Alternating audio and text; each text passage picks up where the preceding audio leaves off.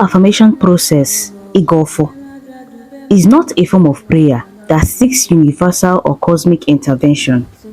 Rather, Igbo is the process of programming and reprogramming our consciousness in order to achieve or manifest a reality. It is the act of universal manipulation of energies and mindsets that are intertwined with us in our existence. When we affirm, we are indirectly or directly programming and reprogramming our mindsets and things we wish to achieve. Therefore, this process is more or less a battle of our mind and a battle of our wits.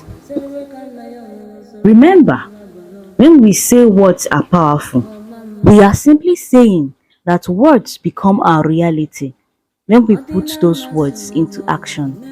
Therefore, affirm your intentions and see it become your reality when you back it up with action and determination.